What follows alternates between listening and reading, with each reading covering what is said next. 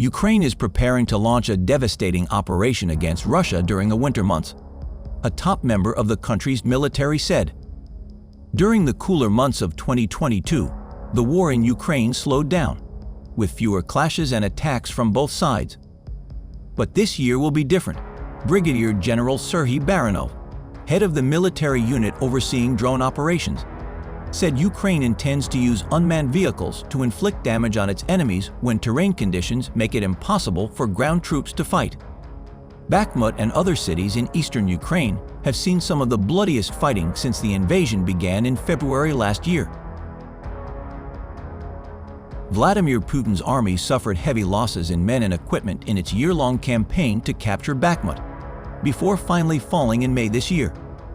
Ukraine has reclaimed territory around Bakhmut in recent weeks as part of its counteroffensive, including bypassing railway lines that cut off Russian supplies to the front line.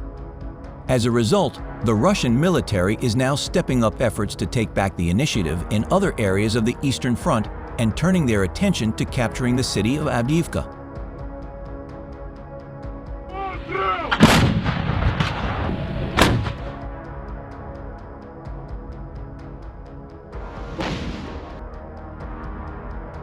A video shows fighters of the Asgard assault group of the Ochi unit of the 120th Separate Reconnaissance Battalion of the Armed Forces of Ukraine destroyed the Grad salvo rocket fire system and the 152mm self-propelled artillery installation, Hyacinth-S of the Russian invaders on shooting position on a forest trail. The group announced this on its Telegram channel Asgard_FPV Force, publishing a related video edited from footage taken by a kamikaze drone. The weapons of the 44th Separate Artillery Brigade of the Armed Forces of Ukraine, named after Hetman Danylo Apostol, have achieved great achievements. Two 203mm 2C7 Pion self-propelled artillery installations, BM-21 Grad salvo rocket system, and 152mm Msta self-propelled howitzer S is destroyed. The operator of the domestic reconnaissance unmanned aerial vehicle Shark found the targets and opened fire on them. This was announced today by the Telegram channel Armed Forces Operations, publishing a related video edited from footage taken by the same drone.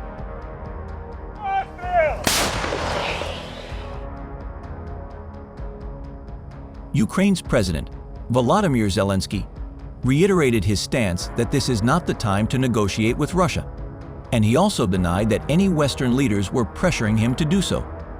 Zelensky also rejected his commander-in-chief's statement that the war had reached a stalemate. Meanwhile, Alexei Danilov, chairman of Ukraine's Security Council, urged his military colleagues to find a new approach to the war to help push back Russia. Another soldier in Bakhmut also told AFP, "We have many problems. First, the quality of our soldiers' training. Second, we don't have enough weapons or artillery. On the other hand, 19 Russian invader tanks without one vehicle, 2 tank companies, were destroyed and damaged by fighters of the Special Operations Center A of the Security Service of Ukraine with kamikaze drones over the past week. They also eliminated 145 smugglers, destroyed and disabled the heavy flamethrower system Sunsapak, the rocket salvo firing system, the tank support combat vehicle Terminator, 3 air defense systems, 9 artillery systems, 12 armored fighting vehicles, 2 electronic warfare complexes, 3 dozen unmanned aerial vehicles, 60 cars, 2 ammunition depots, and 29 colonial fortifications. The press service of the Security Service of Ukraine announced this on its own page on the social network Facebook, publishing a related video edited from footage taken both by the ammunition barrage itself and by controlled unmanned aerial vehicles.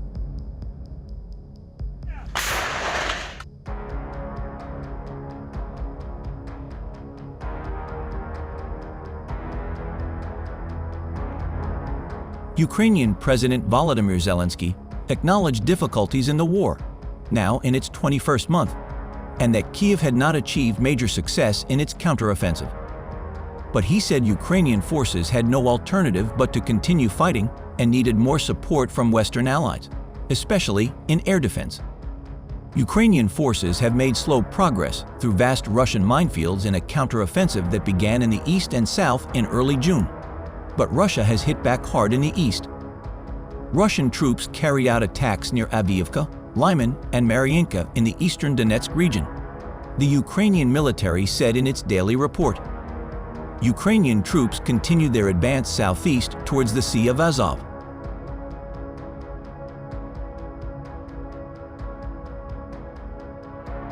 The General Staff of the Ukrainian Armed Forces reported on November 5 that Russia had lost 305,090 troops in Ukraine since the start of its full-scale invasion on February 24, 2022. This number includes 990 casualties suffered by Russian troops in the past day. Fighters of the Special Purpose Group Sharp Kartuza of the National Guard of Ukraine discovered and destroyed two powerful modern electronic warfare complexes of the Russian invaders, Lear-3 in 2022 and P-419 in 2018. Each is worth about $10 million.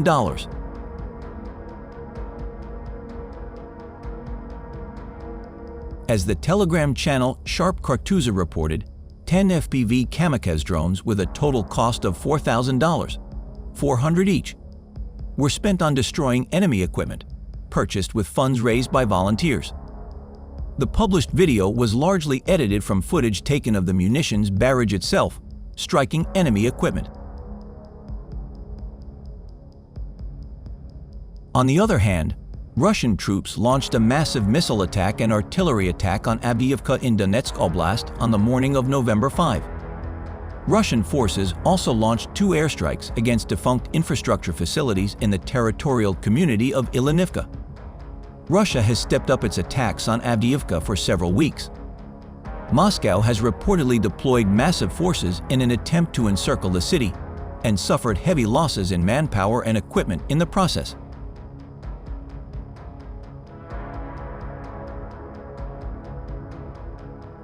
In an assessment on November 4, the Institute for the Study of War, ISDO, said that Russian forces had made progress on the northern flank of Avdiivka in Donetsk Oblast. Geolocation records published on November 3 showed that Russian troops were advancing southwest of Krasnohorivka, about 4 kilometers north of Avdiivka, towards the railway line north of the city.